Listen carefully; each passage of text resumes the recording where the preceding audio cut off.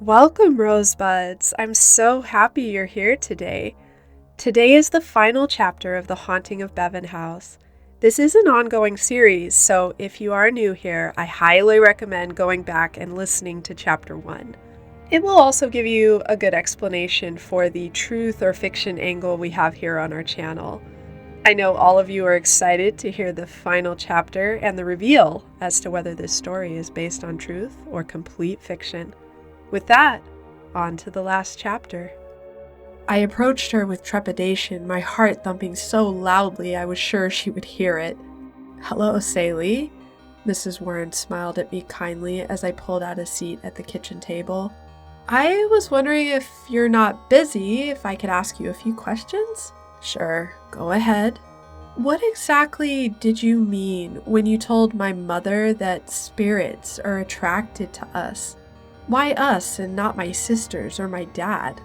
Lorraine stared at me intensely for a moment before replying. It made me squirm with a bit of discomfort. Then she finally said, "All of us are born with different gifts and talents. Some of us have more subtle gifts. Scientific instruments or experiments can't define them because society doesn't readily accept these gifts.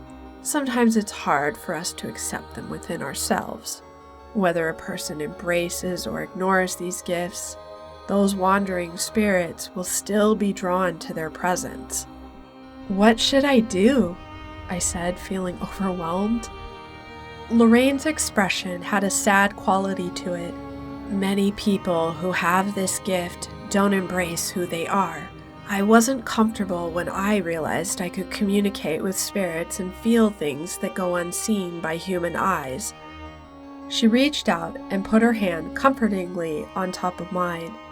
"But I promise you that it will become easier if you embrace it instead of fighting it. You can find great fulfillment and peace in helping others in this unique way. I don't suppose there's like a school for gifted people like this?" I said. Lorraine threw back her head and laughed heartily. "No, I'm afraid not. Or at least not that I'm aware of. Part of this gift is learning to use your intuition. Get comfortable with what you feel and the thoughts that come into your head while experiencing the emotion. Then, as you become more comfortable trusting yourself, God will guide your path and show you what you need to do." "Okay," I said uncertainly. She sipped the remainder of the coffee and said it was time for her to start. I asked her if I could be present when she and her son-in-law performed the cleansing. She said that would be fine, and then she taught me how to focus on creating psychic shields around myself so I would be protected. Lorraine gave my mother and me small rosaries blessed for protection. But, she said, learning to protect yourself and ward off evil spirits is an excellent place to start learning how to use your gift. After she left, the home did seem calmer. My father and sisters returned. I think my father suspected that my mother had done something, but he never questioned it. At least I was never privy to that conversation. His health did improve for a couple of years. But, as Miss Warren had stated, the portal that existed at our property had not been fully closed. Shortly after the cleansing, I graduated and left for school to attend UConn. Because it was a little bit of a drive from Bevan, I ended up staying in the dorms for the first year and then finding a shared apartment for the remainder of my 3 years. My father passed away from heart failure in my junior year of college. The house and my father's slow declining health had taken a toll on my mother. Even though it was apparent that she fervently believed in the paranormal, I think she felt too old to try to understand or cultivate her spiritual gift. I majored in history, and she sold the house right before my graduation ceremony. I was very surprised that she moved out of Bevan. However, she didn't move too far from home. She found a lovely retirement community in East Hampton. As for myself, Bevan drew my heart back. My fiancé and I found a rental in a newer housing development on the outskirts. I had mixed feelings about the sale of our childhood home.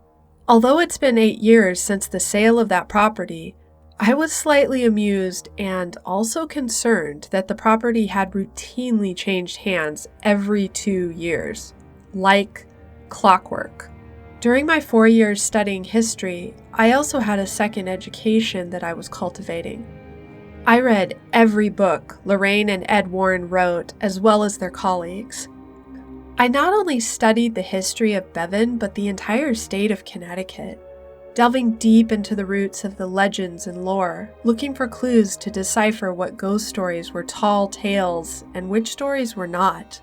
I rented a small office in BEVIN's downtown historical and tourist district and started my first business, Ghost Tours of BEVIN and beyond.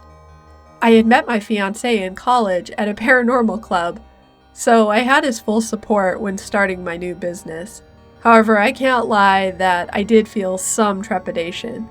I was sure others would think I was crazy, but I remembered Lorraine's words that I needed to trust myself. As crazy as the idea sounded, it seemed the right direction for my future. Most of the tourists I would cater to would come from the surrounding areas of northern Connecticut, Massachusetts, and of course New York. It's no secret that many of the famous horror writers of our day were born in the New England region of the United States. I don't know why it surprises me, but more than half of my guests would open up and share their paranormal experiences with me. I suddenly found myself comforting people who lived in haunted homes and experiencing supernatural occurrences that they didn't understand. Before I knew it, a second business emerged. I began helping people make peace with recently passed loved ones or giving them spiritual guidance when they didn't understand their gifts. When Lorraine Warren passed away in 2019, it was like losing one of my closest friends. Even after she cleansed our home, I had minimal contact with her. On the rare occasion, I would call her seeking guidance, and she would always make time for me. I attended her memorial service, and there wasn't a dry eye in the room. She had helped so many and changed so many lives, myself included. Many supported her, though she also withstood backlash from people who tried to expose her as a fraud. Nevertheless, she was unbothered by skeptics. I always admired her. She had conviction in knowing who she was and how she was making a difference in the world. A part of me can't help but feel I've become one of many who've taken up the mantle of continuing in the same work that Lorraine did. It took many years for me to become comfortable with myself, but Lorraine was right. The more I embraced who I was and ignored the skeptics, the more peace and happiness I found with my place in this strange little world we live in. So, dear rosebuds, truth or fiction, what have you concluded? Before I do our reveal, I do want to mention that if you're enjoying our content, check out our other series that goes on during the week, Ghost Tales to Tell in the Dark. We air those twice a week right now on Tuesdays and Thursdays. We might add in another day at some point if time will permit. If you happen to be a writer of any kind, you also might want to check out our 2 websites. If you want to support us so we can keep making this content, check out our exclusive journals made especially by me, especially for writers of the paranormal. And you can take a look at those at blackrosepress.art, A-R-T, blackrosepress.art. If you'd like to submit a story of your own, be it creative fiction or a true tale, consider joining our newsletter to be notified of our special story contest that's going to be opening up soon. You can win up to $100, and you don't have to be a professional writer to enter multiple submissions. Almost anyone can enter, so check out that newsletter at blackrosereads.com. All right, on to the reveal for The Haunting of BEVIN House. I'm going to go into a little bit of detail. This one is based in truth, rosebuds. The inspiration for this story comes from the author and local coastal Connecticut historian Courtney McInvale, whom I greatly respect and admire. She's a historian who does ghost tours in Mystic, and did in fact grow up in a haunted home. She did meet the famous Elizabeth Warren, who informed her family that her father's declining health was likely due to the paranormal activity in their home. I won't go into who Elizabeth Warren is because if you're a ghost story enthusiast or fan of the paranormal, shame on you for not knowing who she is. Mrs. Warren did state that the McInvale's family home was likely a portal to the netherworld. Her family did eventually sell the home, and the portion at the end of the story that states the home was sold every 2 years over an 8-year period is also absolutely true. McInvale is a spiritual medium who does in fact help others in understanding their gifts and dealing with the death of their loved ones. Now, the BEVIN Bell Factory was an actual historical business in Belltown, Connecticut back at the turn of the century. I can't lie that one of the most exciting things about moving to the New England area was all the local ghost stories. Every town seems to have its very own legends, and when I moved here, I started with learning about Mystic, a small coastal town in Connecticut from McInvale's book, which is, by the way, a fun read, something rare to find when reading history books. I was instantly captivated by her book, Haunted Mystic, and I highly encourage you to pick up a copy. I'll have a link for her book in the description box. At the front of the book, she includes a little biography, and this is where I drew my inspiration from to write a creative nonfiction story that would highlight her amazing experiences. I attempted to stick to as many details of her personal life experiences as accurately as possible. I will say that all the names have been changed, including Belltown, which is very close to the actual place Mystic. This was obviously changed to the fictional place of Bevan, where the story took place. There is a real Mrs. Bevan who does exist, and her ancestors were in fact the founders of the Bell Factory in that area. However, other than Mrs. Bevan and Lorraine Warren, all characters and their personal interactions were completely fictionalized.